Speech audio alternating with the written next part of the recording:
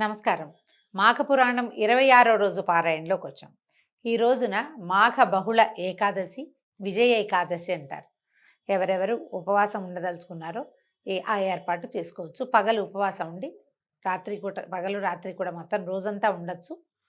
ఉండలేని వాళ్ళు ఏదైనా ఫలహారం లాంటిది తీసుకుని ఉపవాసం ఉండొచ్చు. మర్నాడు 7వ తారీఖు ఉదయమే ద్వాదశి పారాయణ చేసుకోవచ్చు. అవకాశం ఉన్నవాళ్ళు ఉపవాసం ఉండండి. లేదా ఏమో ఉపవాసం అంతా పూర్తిగా అన్నం మానేసి ఉండలేమండి అంటే 2 పూట్ల ఏదైనా ఫలహారం చేసైనా ఏకాదశి ఉపవాసాన్ని ఉండొచ్చు. అయితే ఇప్పుడు మనం ఏం కథలో ఉన్నాము? సులక్షణ మహారాజు కుమారుడు లేక ఆయనకి భగవంతుడు ఇచ్చిన అవకాశం ప్రకారం జన్మించినటువంటి కుమారుడు అడవిలో పక్షులతోటి పెంచబడి చివరికి ఒక ముని భార్యలతోటి సంరక్షించబడి మళ్ళీ అడవికి చేరిపోయాడు. విధి ఎంత విచిత్రమైందో చూడాలి. పాపం ఆ బాలుడి జాతకం ఏమిటో కానీ కన్నతల్లి పుట్టుకతోటే ఇది అబ్బాయి పుట్టాడు, ఆవిడేమో క్రూర మృగానికి బారిన పడి కన్నుమూసింది. ఇప్పుడు పెంపుడు తల్లేమో అడవిలో పడేసి వెళ్ళిపోయింది. పాపం ఆ బాలుడికి దిక్కెవరు? దీనుల్ని కాపాడడానికి దేవుడే ఉన్నాడట్టుగా ఈ శ్రీహరే అతన్ని సంరక్షించాలి. నా అన్నవాళ్ళు కనపడక ఆ నిర్జన వన ప్రదేశంలో ఆ బాలుడు ఏడ్చేటి ఒక తులసి మొక్క సన్నిధిలో నిద్రాదేవి ఒడిలోకి జారుకున్నాడు.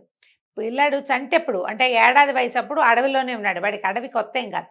కానీ 3 ఏళ్ళు మనుషుల ఆలనా పాలనాలో ఉన్నవాడు, మనుషుల సాంగత్యంలో ఉన్నవాడు. ఒంటరితనాన్ని సహించలేం. మనం కూడా మనుషులతోటి ఉండటం అలవాటైతే ఒక 10 రోజులు ఆ చుట్టాల ఇంటికి వెళ్ళామనుకోండి, వాళ్ళ ఇంట్లో మంచి సందడిగా ఉంది. 11వ రోజు మన ఇంటికి వస్తే ఇల్లు బావురుమంటున్నట్టు ఉంటుంది. ఓ 2 చుట్టాలు వచ్చినా సరే వాళ్ళు వెళ్ళిపోయిన తర్వాత మన ఇల్లు ఖాళీగా తోస్తుంది మనకి. మానవ సాంగత్యం, మనుష్య సాంగత్యము అలాంటి ఇబ్బందిని కలగజేస్తుంది. పిల్లాడు దిక్కుమాలిపోయాడు పాపం. అడవిలో ఎటు చూసినా చెట్టు చేమలు తప్పిస్తే ఏమీ లేవు. చాలా బికమొహం వేసుకుని అటు ఇటు తిరిగాడు. ఓ చెరువు పక్కన ఏవో తులసి చెట్లు ఉంటే ఆ తులసి మొక్క సన్నిధిలో పడుకుని నిద్రపోయాడు.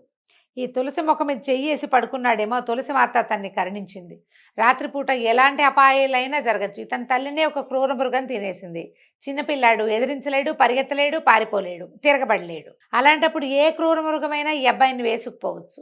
ఆ తులసి మాతే కరుణించినట్టుగా రాత్రి ఏ అపాయము జరగలేదు. ఒంటరిగా పొద్దున నిద్రలేచి చూసుకుంటే ఏముంది, పిల్లవాడికి ఏమీ తోచల. నిర్జన ప్రదేశం, ఒంటరిగా ఉన్నాడు. ఓ విపరీతంగా ఏడ్చాడట. పెద్ద నోరు పెట్టి ఏడుస్తున్నాడు, తన వారెవరు కనపడకపోయేసరికి అలా. అయితే అంతకుముందు 3 ఏళ్ల క్రితం కొన్ని పక్షులు ఇతనికి ఆసరాగా ఉండేవి పిల్లవాడికి. వాట్లల్లో 1-2 పక్షులు ఇటొచ్చి చూసి పిల్లవాడు మళ్ళీ ఈ ప్రాంతానికి చేరాడని తెలుసుకుని అవే కొద్దిగా ఆహారాన్ని ఏవో పళ్ళు అవి ఇవి తెచ్చిపెట్టి అతను ఒక చెట్టు కిందకి లీడ్ చేసి పిల్లాడిని, అయితే 3-4 ఏళ్ళు ఉండేవాడికి నడక తిరగటం అన్నీ వచ్చినాయి కదా, చక్కగా చిలక పలుకులు పలికేవాడు, మాట్లాడేవాడు. కానీ ఇక్కడ ఎవరితో మాట్లాడతాడు? ఆ పక్షులతోటే ఏదో మాట్లాడుతూ అక్కడే ఉన్నాడు. మొదట పక్షులు పళ్ళు తెచ్చిపెట్టే క్రమంగా పిల్లవాడికి తన నదిలో మంచినీళ్ళు తాగటము, పళ్ళు కావాలంటే చెట్లకి కోసుకోవటము, చిన్న సైజు మోగ్లీలాగా అయ్యాడు.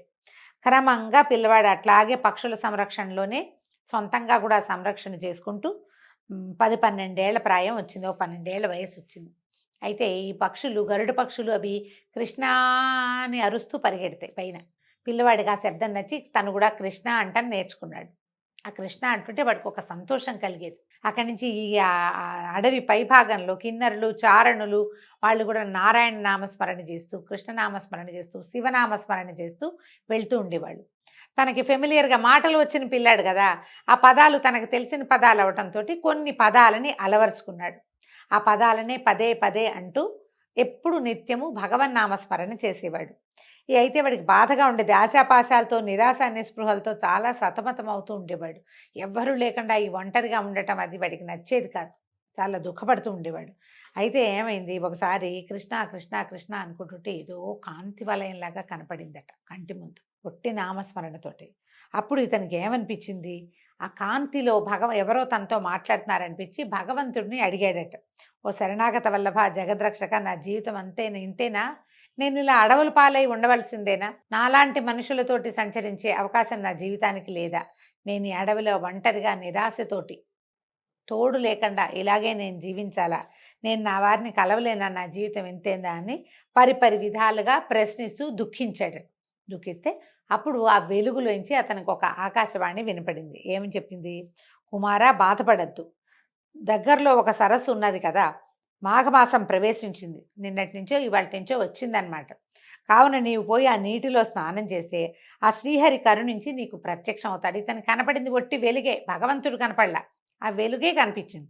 అయితే నువ్వు వెళ్ళి మాఘ స్నానం చేయమంటే ఈ పిల్లవాడు ఏం చేశాడు, ఆకాశవాణి పలుకులు విని ఆ నదీ తీరానికి వెళ్ళి నదిలో శుద్ధంగా స్నానం చేసి అప్పుడు విష్ణు ధ్యానం చేయటం మొదలుపెట్టాడనమాట.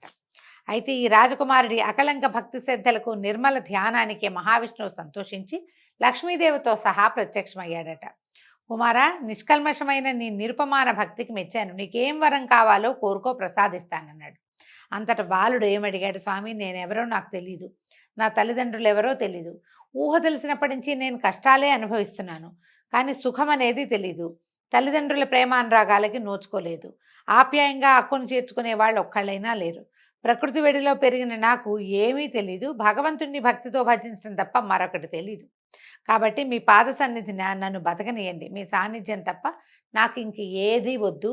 భగవంతుడిని చూసేసరికల్లా అమ్మ కావాలి నాన్న కావాలి అని అడగరండి.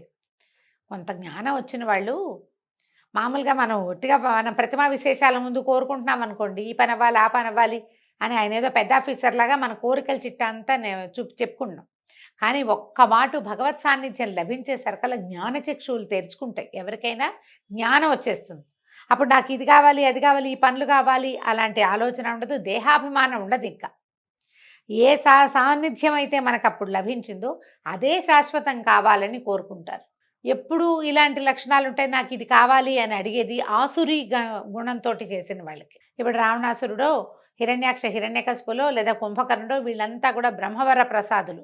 కొన్ని వందల సంవత్సరాలు వేల సంవత్సరాలు తపస్సు చేసి బ్రహ్మ కోసం ఆయన ప్రత్యక్షం అయ్యాక తాత నాకు అది కావాలి నాకు ఇది కావాలని అడిగారు. మనం పురాణాల్లోనే చూస్తాం కదా. వాళ్ళు ఎట్లా అడిగారు, భగవంతుడు బ్రహ్మదేవుడు ప్రత్యక్షం అవ్వగానే వాళ్ళ బుద్ధి వికసించాలి కదా, జ్ఞానచక్షువులు తెరుచుకోవాలి. వాళ్ళు జ్ఞానచక్షు అనేది లేకుండా పుట్టుంటారు ఒకటి. రెండోది ఏంటంటే వాళ్ళకున్న అజ్ఞానం ఏమిటి, ఎవరినో జయించటానికి ఒకటి సాధించటానికే వాళ్ళ తపస్సు. కోరికతోటి తపస్సు చేస్తే ఆ కోరికే తీర్చుకునే మార్గమే ఆలోచిస్తారు. నిష్కామమైన భగవద్ధ్యానం చేస్తే ఏ కోరికలు ఉండవు మనకి. భగవత్ సాన్నిధ్యం లభిస్తే ఆ సాయుధ్యముక్తో సామీప్యముక్తో కావాలని కోరుకుంటారు. కామ్యంగా చేసే విధానం ఎప్పుడూ వేరు. మనం ఒక కోరికతోటి చేస్తే మనము చూడండి ఏదో బయట పెట్టుకుంటాము, ఫలానా పని అవ్వాలి, రోజు వినాయక పూజ చేస్తాను, ఈ పని అయ్యాక వినాయక పూజ మానేస్తామా లేదా? మానేస్తాం. అక్కడి నుంచి ఏదో ప్రోగ్రాము ఒక సరిగ్గా అవ్వాలి, అంత వివాహంగా సుసంపన్నం కావాలి, లేకపోతే ఉద్యోగం రావాలి, 24 శనివారాలు 36 మంగళవారాలు ఏవో మొక్కుకుంటాం. పిల్లవాడికి ఉద్యోగం వచ్చినా పిల్లకి పెళ్ళైపోయినా మంగళవారాలు అటకెక్కుతాయి, అయిపోతుంది. ఇది కామ్యంగా చేసే విధానం. నిష్కామంగా భగవంతుడి కోసం ప్రతి శనివారము నేను పూజ చేస్తా, ప్రతి శనివారం నేను గుడికి వెళ్తానంటే ఇక దానికి ఎండ్లెస్. మనం దాంతోటే వెళ్తూ ఉంటాం, భగవంతుని కోసమే వెళ్ళాలి. శనివారం చాలా విశేషంగా అలంకారం చేస్తారు స్వామిని, ఆ సమయంలో ఆయన్ని దర్శించాలి. ఆయన్ని దర్శనం చేసుకుంటే కనుక దీనికి టైం లిమిట్ లేదు కదా. ఇప్పుడు ఈ రాక్షసులు వీళ్ళంతా చేసిన తపస్సులన్నిటికీ ఒక లిమిట్ ఉంది, ఒక ఆలోచన ఉంది దాని వెనకాల. ఫలానాది కోరుకోవటం కోసం తాతని మా పితామహుడిని ప్రత్యక్షం చేసుకుందామని ప్రయత్నం చేశారు వాళ్ళు. ఈపై అట్లా చేయలే, స్నానం చేశాడు, దండం పెట్టుకున్నాడు. ఇక అదే పనిగా ఏ వెలుగునైతే తను చూశాడో ఆ వెలుగుని ప్రత్యక్షీకరించుకోవడానికి స్వరూపంతో చూడడం కోసం ప్రయత్నం చేశాడు. ఆయన చూసేసరికల్లా పిల్లవాడికి ఇంకా ఏమీ లేదు, ఇంకేం అక్కర్లేదు నాకు, నేను నీ దగ్గరే ఉంటాను, నీ పాదాల దగ్గర చోటు ఇవ్వమని అడిగాడు. అడిగితే అపార కరుణా సముద్రుడు దయాంతరంగుడు అయినటువంటి శ్రీమన్నారాయణుడు ఆ పిల్లవాని పలుకుల్నికి పరవశించి, ఓ రాజకుమార, రాజబిడ్డకి నిరాశ పనికిరాదు, నీకు ఇంకా నువ్వు భూలోకంలో ధర్మయుక్తంగా పరిపాలన చేయవలసి ఉన్నది, ఇంకా అవకాశం ఉంది నీకు. నీ తండ్రి రాజ్యమునేలే ధర్మప్రభువైన సులక్షణుడు, అతడు వృద్ధుడయ్యాడు. కనిష్ట భార్య మరియు నీ తల్లి అయినటువంటి ఆమె ఎక్కడ పోయిందో తెలియక తల్లడిల్లిపోతున్నాడు. పుట్టిన బిడ్డ ఏమయ్యాడునని పుట్టెడు దుఃఖంతో ఉన్నాడు. కాబట్టి నువ్వు నీ తండ్రి దగ్గరికి వెళ్ళి కన్న తండ్రి రుణం తీర్చుకో అంటూ అక్కడికి సమీపంలోనే తపస్సు చేసుకుంటాం ఒక మునీశ్వరునికి అప్పగించి భవిష్యత్ కార్యాన్ని ఆయనకి స్వప్న నిర్దేశం చేశాడు. ఫలానా సరస్తీరంలో 12 సంవత్సరాల కుమారుడు ఒకడున్నాడు. ఆ పిల్లవాడిని తీసుకెళ్లి సులక్షణ మహారాజుకు అప్పచెప్పి నా ఆజ్ఞగా అతన్ని కుమారునిగా స్వీకరించమని, అతడు సులక్షణుని యొక్క కుమారుడు అని చెప్పమని ఒక ముని గారికి ఈ పనిని అప్పచెప్పేసి మునీశ్వరుడికి ఆయన విష్ణువు అంతర్ధానమయ్యాడట. అప్పటికే పుట్టిన బిడ్డ ఆఖరి భార్య ఇద్దరు ఏమయ్యారో తెలియని వృద్ధ సులక్షణ మహారాజు తీవ్ర మనస్తాపంతో ఆశ చావక 12 సంవత్సరాలు గడిచినా కూడా ఇంకా వారి కోసం వెతికిస్తూనే ఉన్నాడు. ఎక్కడైనా భార్య, పిల్లవాడు దొరుకుతారేమో అని వెతుకుతూనే ఉన్నారు. ఈ బిడ్డ మీద బెంగతో అంటే తన రాజ్యానికి ఉత్తరాధికారి అని భావించాడు గర్భస్థ శిశువు. పిల్లవాడు దొరకపోయేసరికల్లా ఈ పై వాళ్ళకి పిల్లలు పుట్టే అవకాశం ఎలాగూ లేదు. మంత్రించిన పండు దొరికింది ఒకటి. ఆ ఒకదాని ఫలితము ఆవిడ గర్భంలో ఉంది. ఆవిడేమో పిచ్చెత్తి వెళ్ళిపోయింది. ఏమీ చేయలేక ఆయన అట్లా దిగులు పడుతూ చాలా దుఃఖంతోటి ఉన్నాడట. ఈ సమయంలో ఈ మునీశ్వరుని వెంట ఈ 12 సంవత్సరాల రాకుమారుడు వెళ్ళాడు. ఈ ముని బాలుడి వృత్తాంతమంతా రాజుకు విన్నవించాడు. సంతోషించాడు రాజు చాలా. కనిష్ట భార్య మరణించినందుకు బాధపడాలో, ఈ పిల్లవాడు దొరకడు, ఇక అసలు అవకాశమే లేదనుకున్న బిడ్డ దొరికినందుకు సంతోషించాలో తెలియక ఆయన చాలా సంతోష విచారాలతో తబ్బిబ్బైపోయాడు.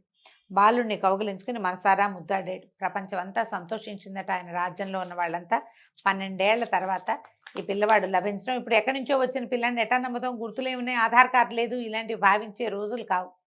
మునివాక్యాలు నమ్మే రోజులు. ఋషివాక్యము, మునివాక్యము, పండిత వాక్యము, బ్రాహ్మణ వాక్యము, వీటిని ఆజ్ఞగా శిరసావించే విధానం ఉన్న కాలం కాబట్టి ఆయన విష్ణువు కల్లోకి వచ్చాడు. ఆయన ఇట్లా చెప్పాడు విష్ణుమూర్తి, ఈ పిల్లవాడు నీ కుమారుడు అని చెప్పి అపజెప్పంగానే రాజు ఎంతో సంతోషించాడు. రాజ్యంలో వాళ్ళంతా ఎంతో ఆనందించారు. సకలోపచార సత్కారాలు చేసి మునిగారిని గౌరవ మర్యాదలతోటి సాగనంపారు. తర్వాత 12 సంవత్సరాల పిల్లవాడికి అప్పటిదాకా జాతకర్మ లేవు, వాడికి బారసాలు లేదు, ఏమీ లేదు. అప్పుడు జాతకర్మాది క్రియలన్నీ నిర్వహించి సుధర్ముడని నామకరణం చేసి విద్యాబుద్ధులు చెప్పించి తదనంతరము అతన్ని రాజ్యాభిషేక్తుని చేశాడు. ఈ విధంగా మాఘస్నానం చేయటం వల్ల పిల్లవాడికి మళ్ళీ తన రాజ్యం లభించింది. ఇదే మాఘస్నానం సరిగ్గా చేయకపోవటం వల్లే రాజుగారికి సంతానం లభించలేదని, దానికి ఋషులు మునులు మంత్రించిన పండిచ్చారని కథలో చెప్పబడిందండి. ఈ విధంగా ఈ కథ ఇవాళకి పూర్తయింది. రేపు ఉదయం మళ్ళీ 27వ రోజు పారాయణలో కలుసుకుందాము. నమస్కారం.